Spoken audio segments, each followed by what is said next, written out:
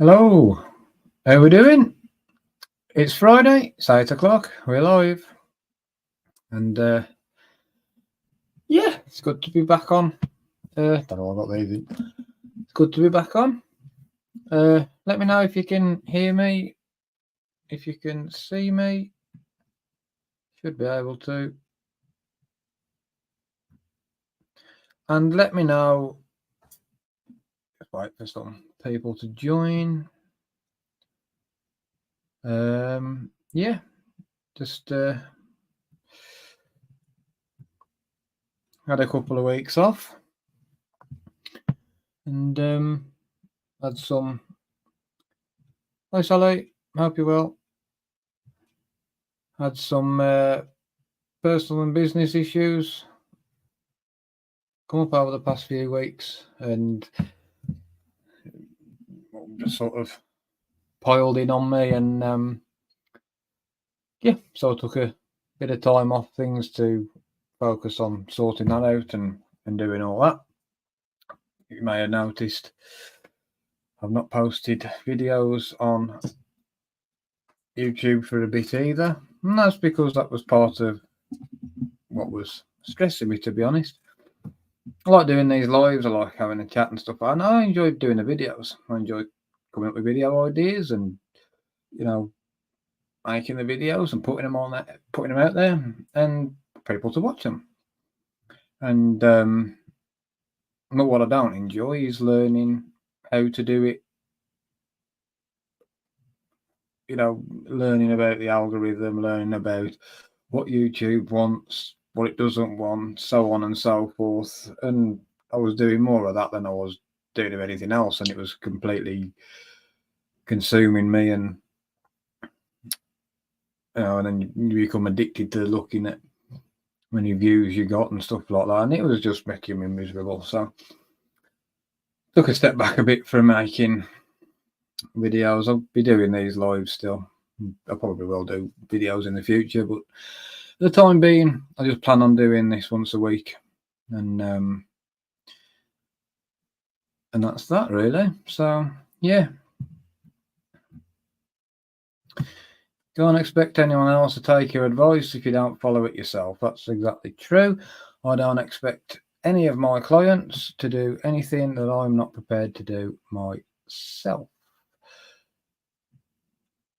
Do me a favour, if you're watching, let me know if you're watching from Facebook or YouTube, please, because up until yesterday, StreamYard was saying that my Facebook wasn't connected to StreamYard, and every time I tried to connect it, it was just going around in a circle. And what do you think? Yeah. Well, I got 3 green ticks, and so I'm guessing everything's fine. What was I going to waffle on about tonight? Oh yeah, grief, loss, that sort of thing. Let's give it a couple more minutes for go on.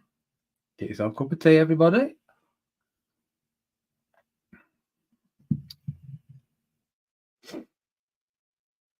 Doesn't even feel like I've been away for a couple of weeks. Just time goes like that.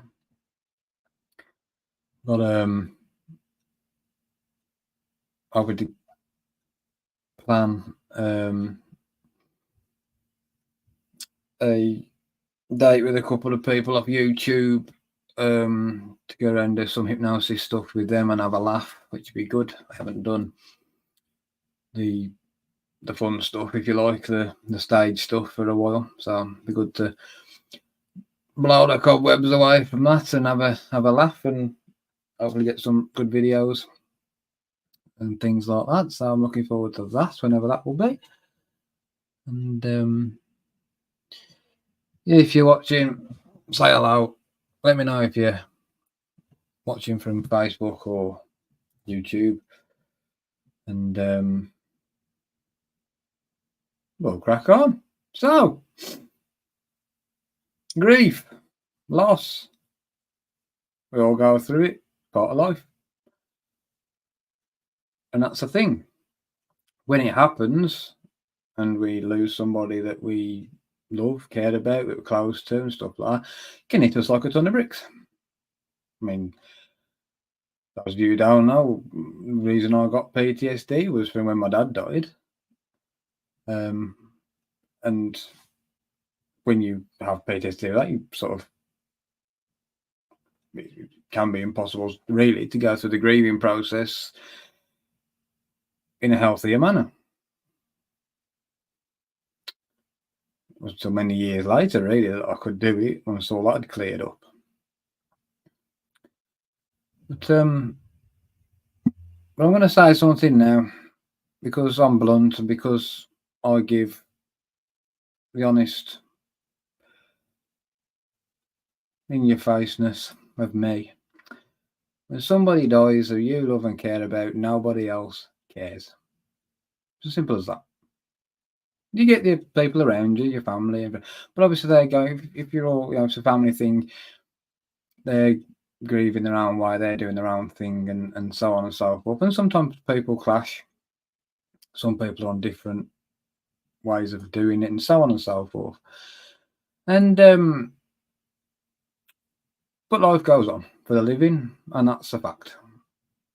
And when I help people with grief, I tell them that the grief process is their process to go on. It's their journey. They need to do what they need to do. I help them with life. If they've got a business, the business still needs to run. If they've, they need to work to earn money. Your mortgage provider doesn't care that your family members died, your partner's died. They don't give a shit. They want their money. They're a business. Your landlady, they don't really care. You're paying to live in their house. They want their money. There's paperwork to be done. There's everything to be sorted out. There's things to be closed down. There's no business to attend to, and it all needs to be done. And the world doesn't care if you're in a state of mind where you want to hide away, lock yourself away, run from everything, because maybe your main, person who supports you is now gone.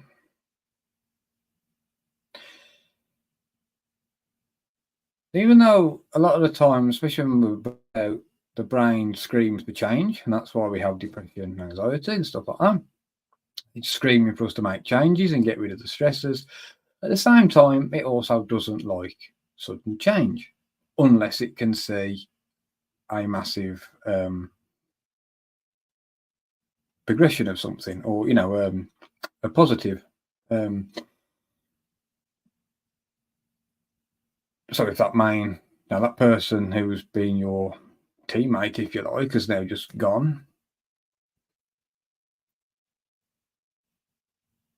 could it come as a complete shock to you? What do? The brain doesn't want to have to change like that, make this dramatic change. Doesn't want to do it. It wants its old routines and patterns, but that's impossible to get now. So when I help people with grief, I help them with that side, so they can do their business, can do the things that need to be done, which in turn then allows them to go through the grief process in their own time, in their own way that they feel comfortable they can do. And things like,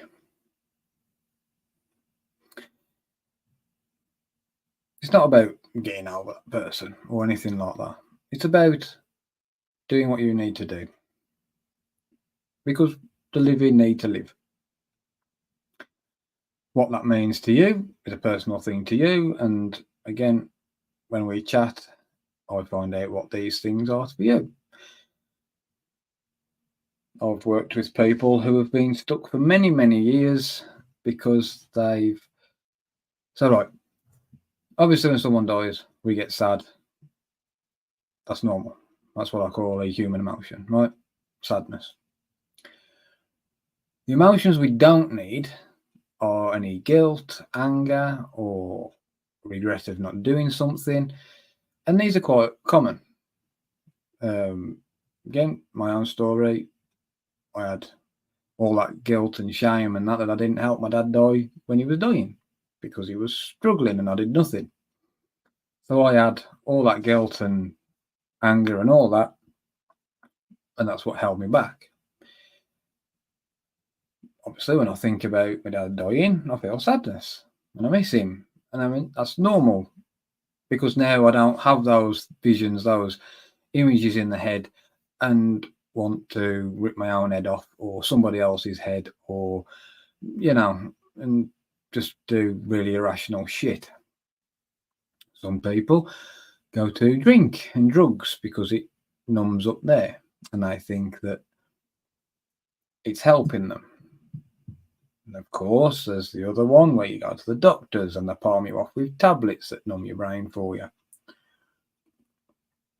But a numb brain also means that you can't process the next bit and the next bit. Anyway, and that's what it's about, processing. And the grief process is processing. Then you have the shock, the denial, and all of that. And that's how the last bit's acceptance. But the 5 stages of grief. I can't even remember what the 5 stages of grief were because I don't believe there is 5 stages of grief. And when you're working with somebody who has had a suicide, it's different again because there is that. Well, I could have done this. I should have done that. I should have. I could have. But you can't. You can't go back in time. You can't change that. What's happened has happened. And thinking about all these images of a different scenario and then feeling shitty about it isn't going to help you. It's my job to help that person with those images so those negative responses and emotions are gone. Again, that frees the mind up to allow them then to do the grief process as they need to do it.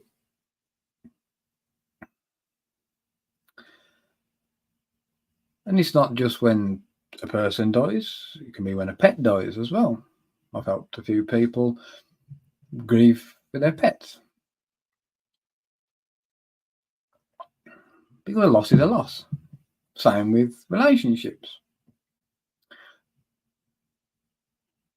And some people have said to me that they've had death in the family and they've handled that much better than they have done a breakup because that person's still alive and they moved on with their life and this person's been left behind, or so they feel they've been left behind, and now they're like, what do I do? This person's gone.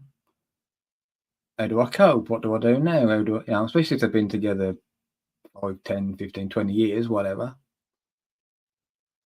And there's all these things that need to be sorted out, especially if you've got kids and a house and so on and so forth.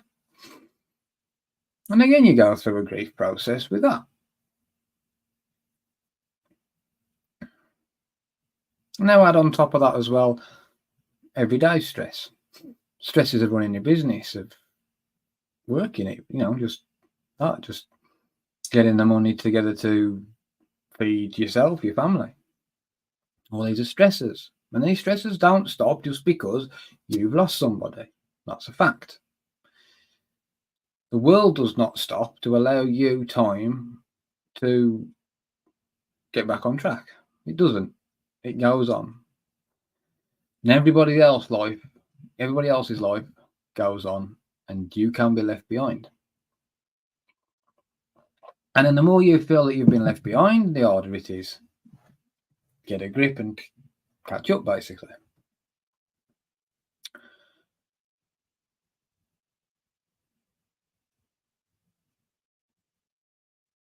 A death in the family, especially if it's been a long, drawn-out one, like somebody with dementia or cancer. When they do die, you might feel an overwhelming sense of relief because their pain stopped and your pain stopped, your stress has stopped. But now this little guilt voice pops up. I shouldn't feel like that. I shouldn't feel sort of happy that they're gone. Why not?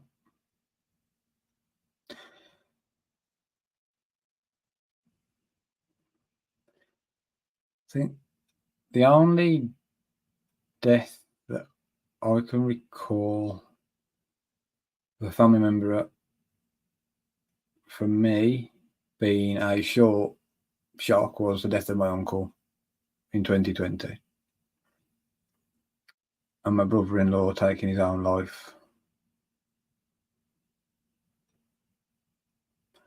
But I was in a state of mind where I didn't feel anything because I was tapped with burnout, basically.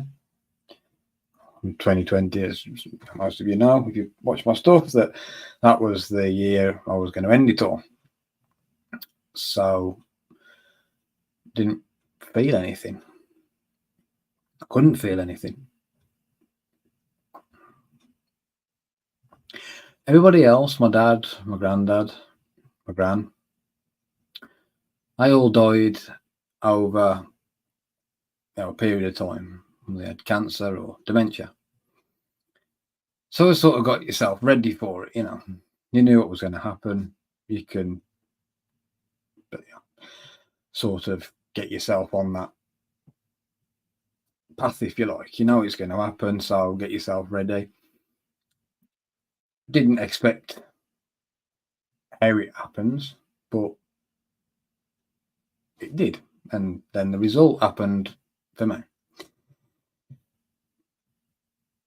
But seeing somebody that you love and care about not become somebody else before they die, whether it be physically, if they're having chemo or whatever, and it takes the weight off them and things like that, or they got dementia and they become this horrible person. Even though you've got this thing where you have to, you want to care for them, you want this person that you love, and that your brain doesn't understand it, and all your brain now sees is this whatever's in front of them. I always say I can never be a carer. I'm not a carer.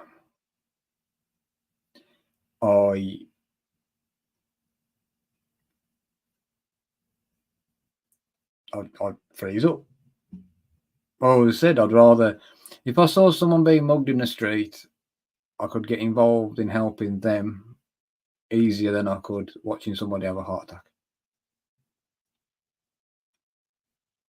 That's not meant to sound. It's not to sound tough at all. That's just how I am. I would shit myself if someone was to have a stroke or a heart attack in front of me. But if there was some sort of violent event happening, I could handle that much better than I would somebody being ill, somebody having a heart attack, a stroke, or whatever it may be. Do I know what to do? In that part, phone an ambulance, obviously, and do the best I can.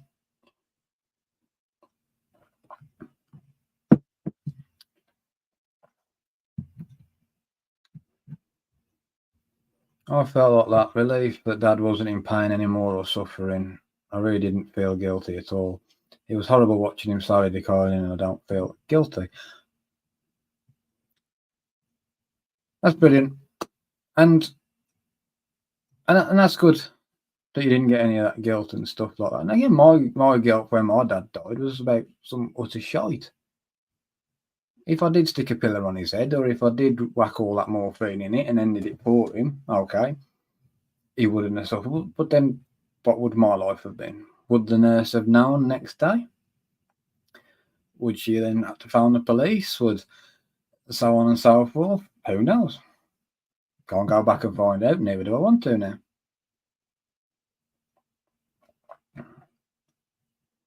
I don't believe in an afterlife. I don't believe in spirits. I don't believe in ghosts, anything like that. So once his light went out, that was it. Gone. Couldn't feel anything anymore. Couldn't sense anything anymore. Could he even feel or sense anything in the last few hours of his life? I don't know.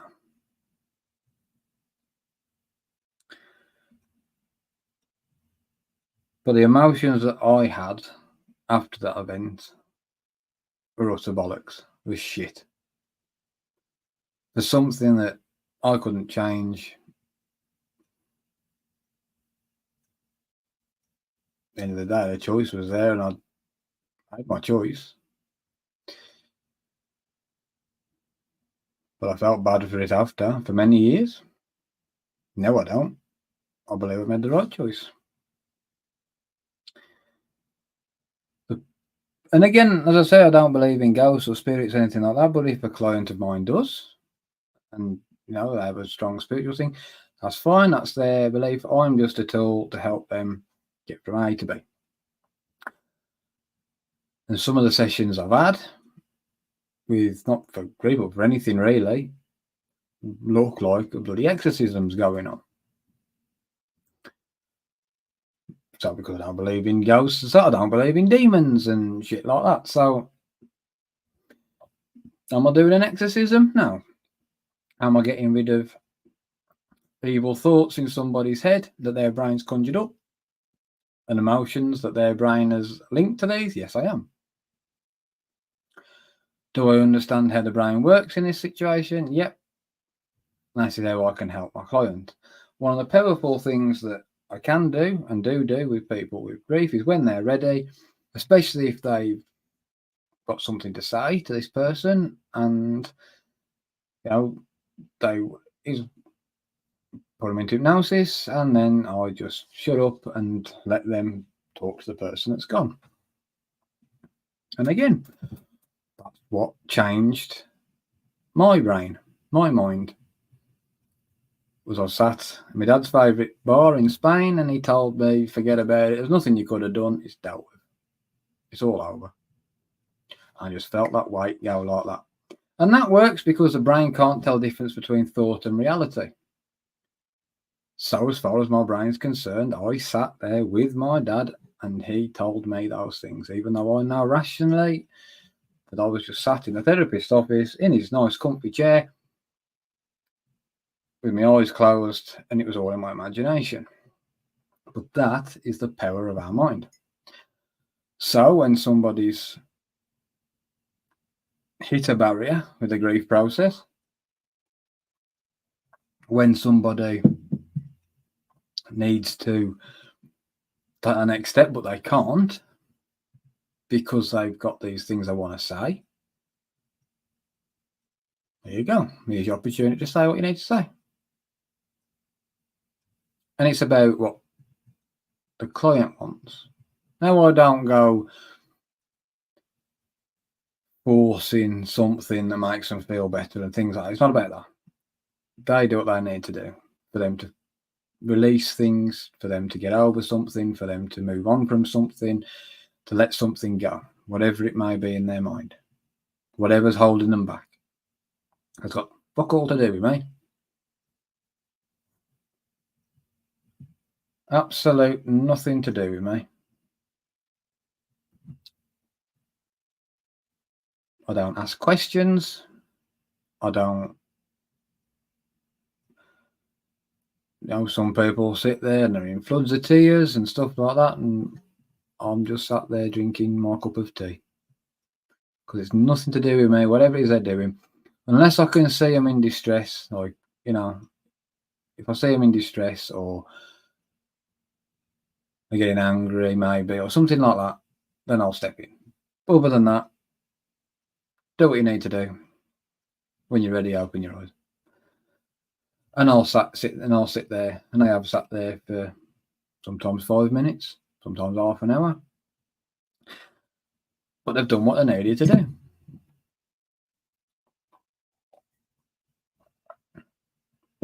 And now the brain thinks it's done that. It's had that conversation. It can move on now. It can process that bit. Jobs are good. And as far as the brain's concerned, now, next step. And again, that's entirely what's, for each individual. Like I say, everything I do, whether it be depression, anxiety, PTSD, grief, phobia removal, whatever it may be, I could have 5 people come with the same issue, and all 5 people need something different that works for them. Right, Lewis, how you doing?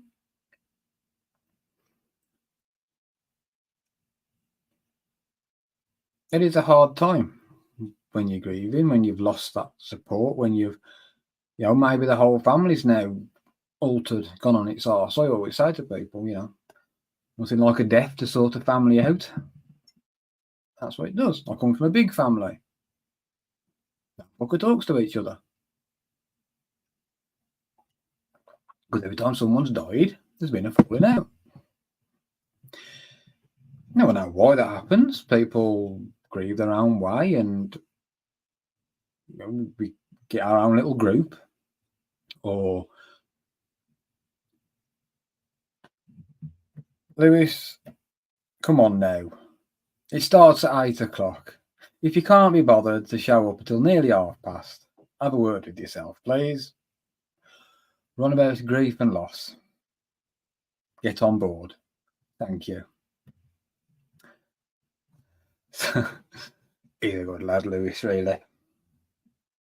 we went to a show Wednesday night, and I didn't even know who the person was. Went to see it was Henry Cole. I recognised who it was when I got there and some of the programmes he'd been in. But it was a really good night. We enjoyed it, and I'm glad I went, even though up until I got into the venue, I hadn't got a bloody clue I was seeing.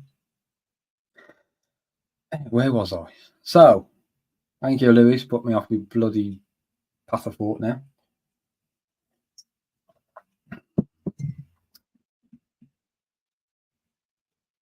Anybody? Where was I? No? Right, okay. That's it. So when people support things gone and all of this, it's a tough time. The brain's got to make a serious change quickly. The same as if we're diagnosed with an illness or whatever else, we've got to make a change quickly, and the brain does not like it.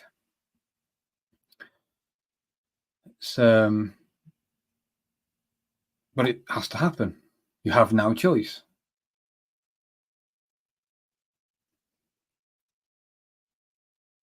You are still living. You have to live. And it does sound harsh, I know, but it's the truth. You can't bring people back. They're gone.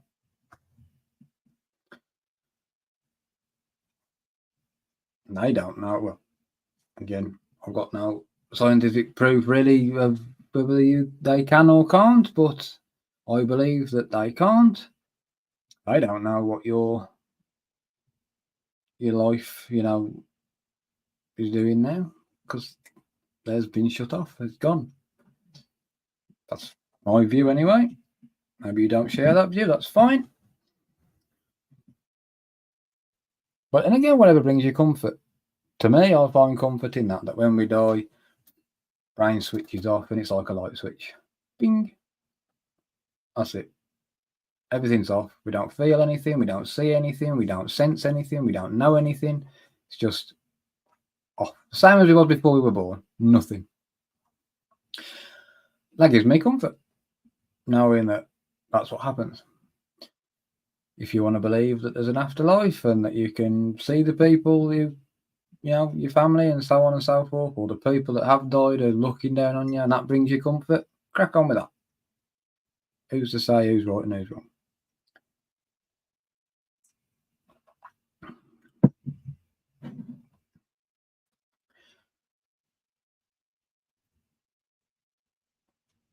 There's also a misconception, especially in the therapy world, that people have to be in the grief process for a certain amount of time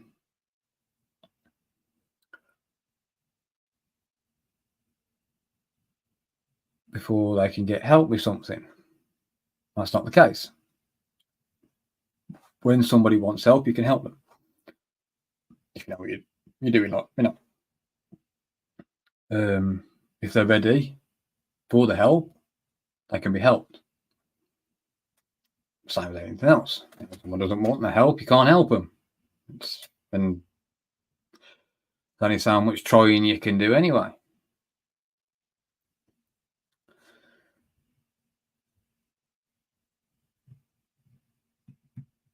So, okay, grief is a wall our brains build to protect ourselves from something that to everyone is inevitable. Certainly is inevitable. We're all going to die, and we're all going to face death at some point in our lives. This is a fucking cheery live, isn't it, for a Friday night? Let's all grab ourselves a takeaway. Let's get a couple of cans of beer on the go, or a cup of tea, and talk about dying. Fuck me, I picked a good one here, didn't I? But it's happened, it's part of life. And it's what I help people with, so I thought, it's not a topic I've covered yet, so let's make everybody miserable. And again, that's another thing with it. Absolutely banging live tonight, yeah. People turning off now and put Last of the Summer Wine on, thinking, Jesus, what a miserable bastard he's been. But it is a miserable time, obviously. But how long do you stay in that world of misery? And again, it's not about forgetting that person. It's not about moving on. It's not about finding somebody else. It's not about this, that, and the other. You do all that stuff if you want to at your pace and whatever's good for you. That's the most important thing to do. If you don't listen to any of the shite tonight, take that if you're grieving, do what's best for you. Fuck everybody else. Their opinions don't matter. You do what's best for you. I hate it when I'm talking to a client or a potential client and they've, lost their partner 10, 15, even 20 years ago. And they found somebody else that they really like and, they're in and all that. But they're worried about what their kids think. Who, when I say kids, aren't kids. They're like in their 30s and 40s, might be, whatever. Fuck them. If they're that hung up and held up still, then that's their problem to sort out. Your happiness in your life is what's most important. Same as everything else. You have to put yourself first, your happiness, and what you want in your life. And if you've got a chance to be happy, you grab that with two bastard hands and you hold on to it. And that goes for everything in life.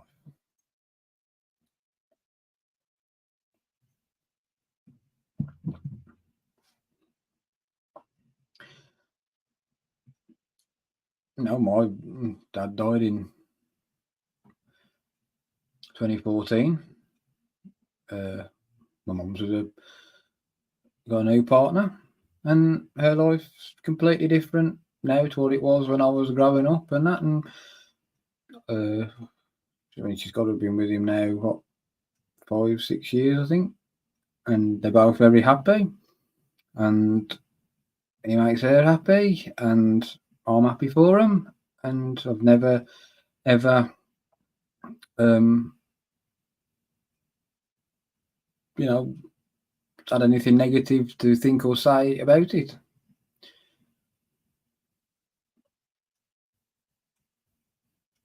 My mum's life's my mum's life.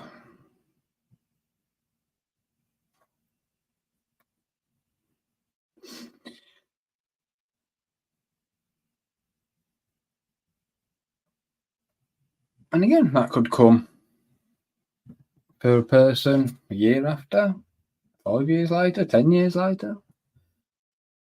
I always say to my girlfriend, when I snuff it, you can find someone the next day. I'm dead. I won't know anything. I want her to be happy. And my dad always used to say that to my mum.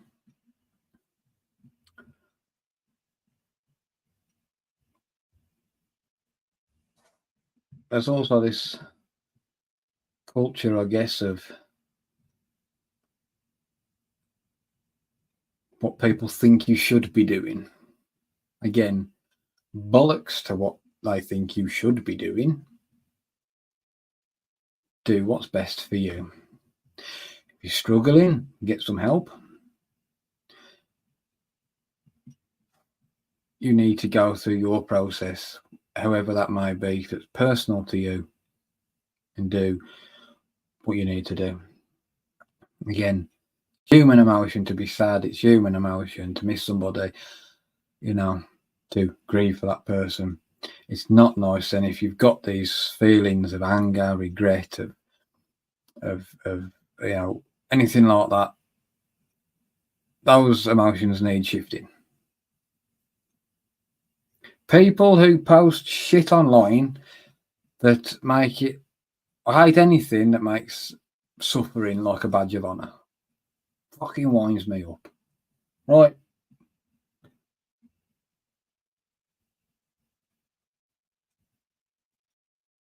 And the same goes with grief. If you're going to punish yourself for the rest of your living days because somebody's gone through a natural part of life, or even if it's not natural, if they've took their own life, right? You don't know why they've done it. And there's no amount of hoping, wishing, praying, or fuck all.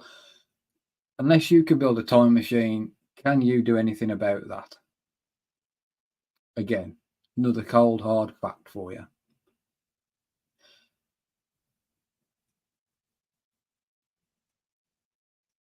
So, there is absolutely no point then in you suffering because you think it's something you need to do. It's not. That person's life is their life. Their problems were their problems. The need for help was their need for help. I deal with people who are suicidal. I've had consultation calls, video calls with people where it's meant to have been a consultation call and it's actually turned into not me talking them down, but like making them see there's another way.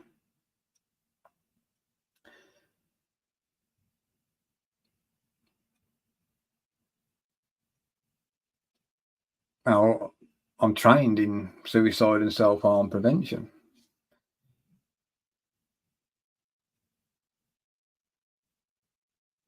But when it comes down to it, I just talk to them as me.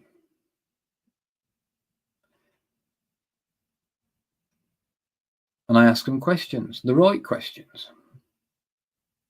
Now I'm going to do that on another live. I'm going to do that. Questions you can ask people if they're, because having suicidal thoughts is normal, right? It is. It's a way out. It's a way out, basically. And we do consider it. Everybody at some point in their life has probably considered ending it, right? Some people go ahead with it, some people don't. Some people have a go and it doesn't work out. And there's all this stigma linked to it and all of that. And all that needs to go. Because I've been there. I can't explain to you why I sat in that lay-by looking at the back of a lorry thinking it was a brilliant idea, a rational, brilliant idea, that I'm going to stick that van underneath one.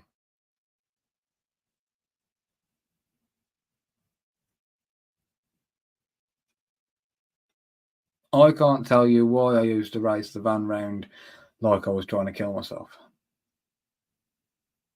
Yeah, I can, but I can't explain the emotion. Can't explain the emotion because that emotion's gone. I look back at the things I've done. I've mentioned it before in other videos. I look at the back at some of the things I did, And I think, what a stupid prat. But at the time, these were conscious, rational, good ideas that could have ended my pain and misery. And as well, could have ended my family and friends' pain and misery of having this miserable bastard in their life. That's how I saw it.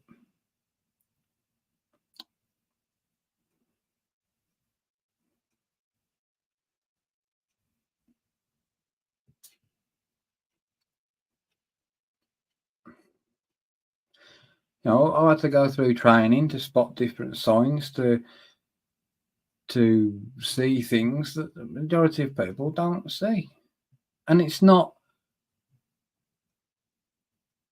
for you to see.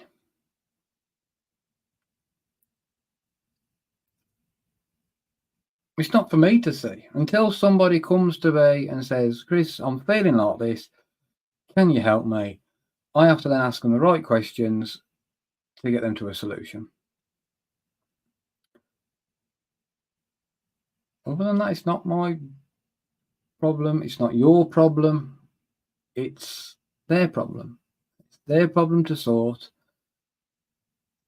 So if the worst case does happen, it's not your fault. It is not your fault.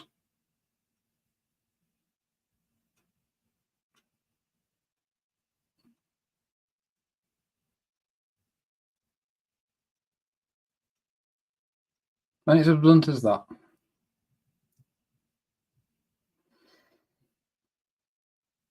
I see people. The hardest part for me is when I see people on a consultation call and I know that they really need my help. They're just not quite there with taking the plunge, or there's something stopping them. And I'm sitting there thinking, I can help you. I know I can help you. But I can't force them. Because as soon as you start forcing somebody to do something, the brain will rebel against it, shut down from it. Even if you're giving them the best advice in the world. Because that's how the brain works. It's bloody stupid at times. It's hard for someone to understand if they ain't been there. I have been there and I 100% know what you mean. Yep.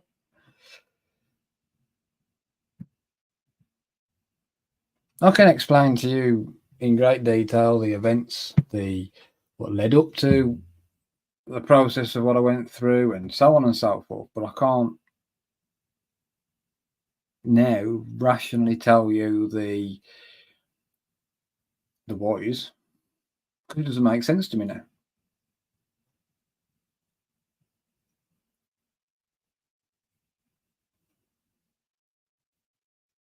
And the amount of times I hear from clients after the first session or maybe the second session where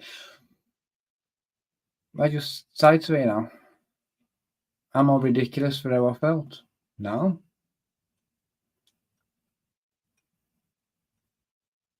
Unfortunately, the brain is our most powerful thing. Our brain is us. Our mind is us. But it doesn't come with a manual when it cocks up. I have the tools to help people do something they can't do for themselves and help them, guide them.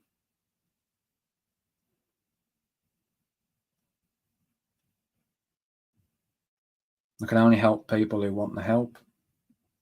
And like everything else, people do wear grief as a badge of honour. They do like to sling it about and okay. That's not my kind of person, so I will remove myself from that person's life. And that's what you must do as well. Because there's only so much you can do to help somebody. My auntie just gave me the card for the hypnotherapist I went to see. I didn't tell her anything, didn't tell her any details, didn't go into it like I do on my videos, and I'm opening that now. I won't then.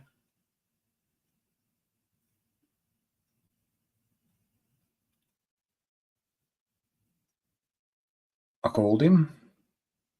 Everything changed. I want to make a change for somebody in their mindset from the moment they contact me.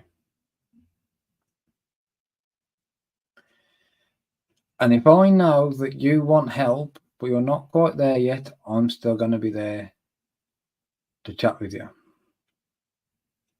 to see you getting on. And I've had people who have done a consultation call and then now and again I message them, see how they're getting on and stuff like that. It's not a sales call, a sales message or anything to sell them anything or to force them on my program. It's to let them know when you're ready, I'm here. 4 months, 6 months later, they've signed up and away we go.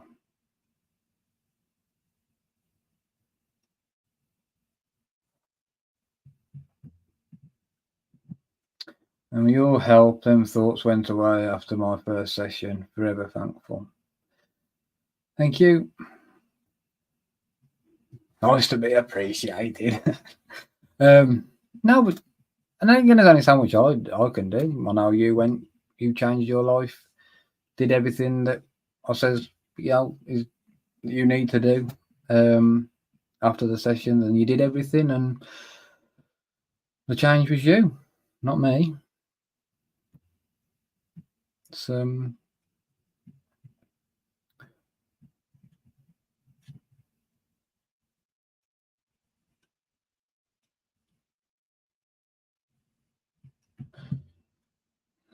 next week, hopefully, I want to talk more about the program itself, how I can help people, how the program is different to what else is out there, and really go into detail about it.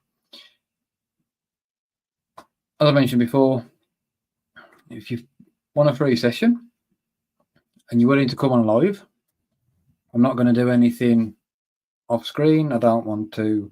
I want everything to be. We'll have a chat, obviously, and I'll tell you what's going to sort of happen and what happens in the session, so on and so forth.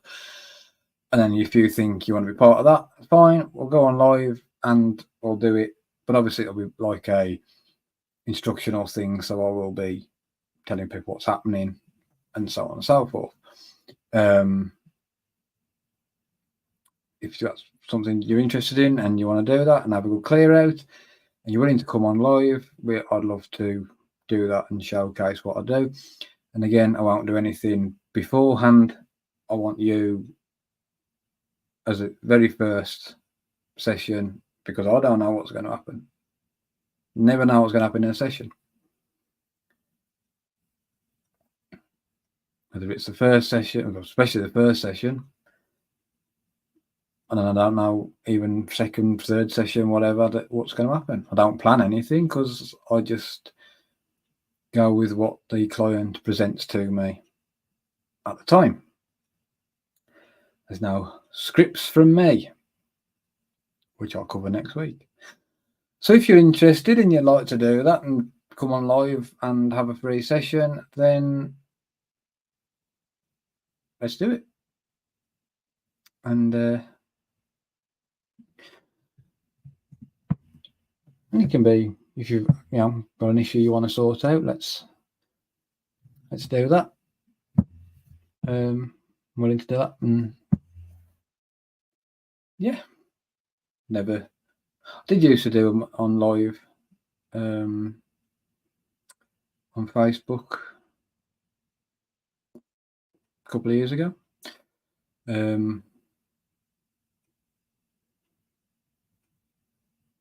Yeah, so if you're interested, let me know in the comments or drop me a message or whatever. Thanks, Ellie. I shall contact you.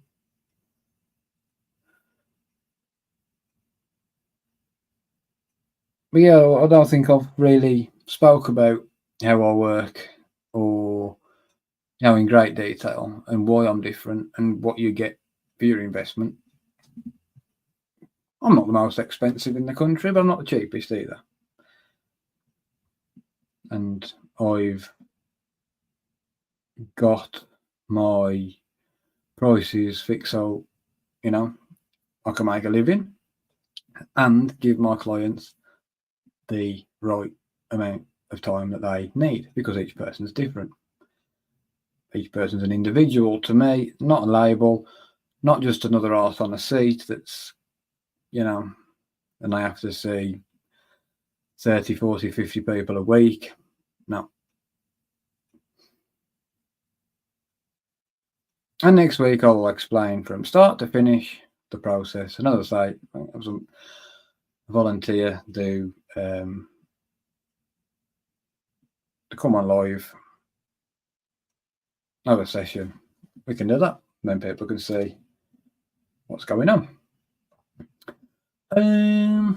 Any questions of whatever I've been on about today?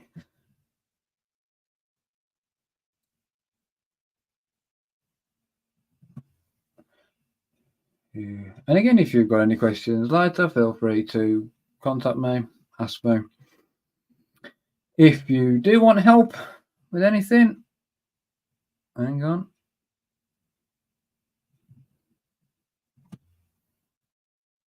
Go on my website, mindsetsft.com. Send me a message via WhatsApp and we'll book you in for a consultation.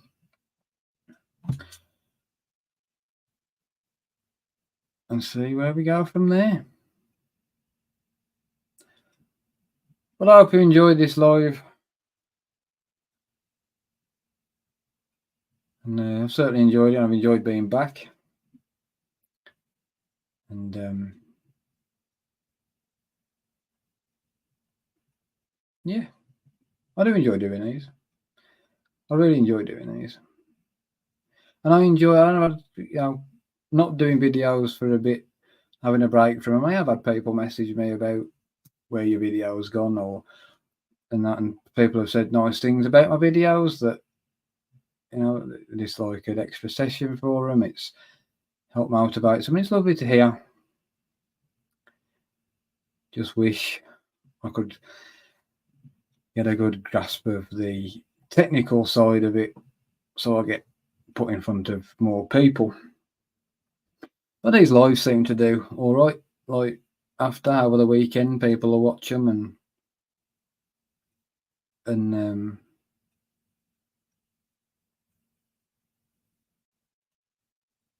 so, yeah. So I'm just going to stick to doing these for a bit.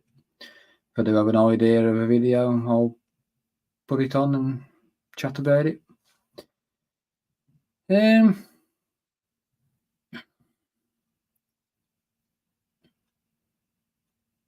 What else was I going to say?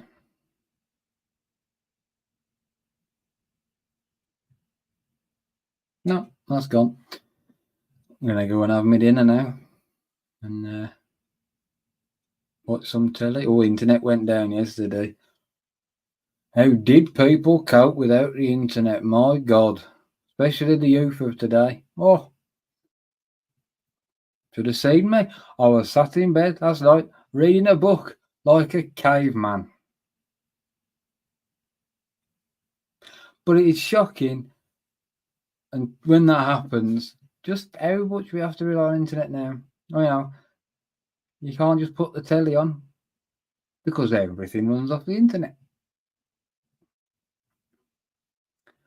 And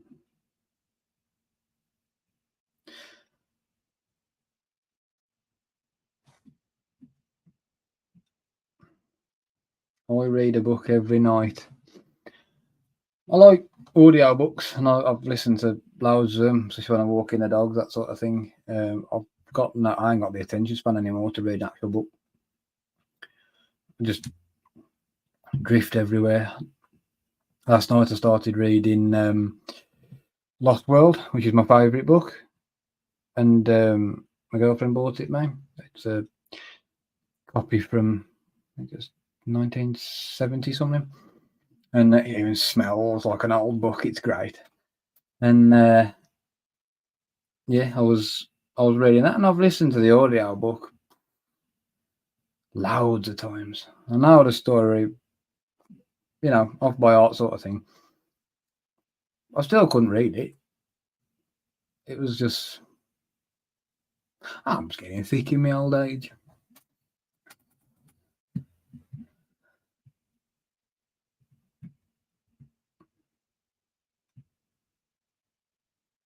Hang on, what's put on here? Press the wrong one here. Oh, I don't know what to press there now. Right, that's knackered that up. So, yeah, I hope everybody enjoyed that and has took something from it. And thank you all again for sharing the most precious thing to you in your life. That's your time with me. I do appreciate it. And if you could give this a like, if you could share it, if you could subscribe to my channel, do anything else that you think might help get me out there in front of many, many people, that would be great. Right, I'm going to go and stuff my face now. No idea what I'm having to eat. Have a great night, everyone. Have a good weekend. And I'll see you next week. Whatever you do, put yourselves first. Take care. Bye-bye.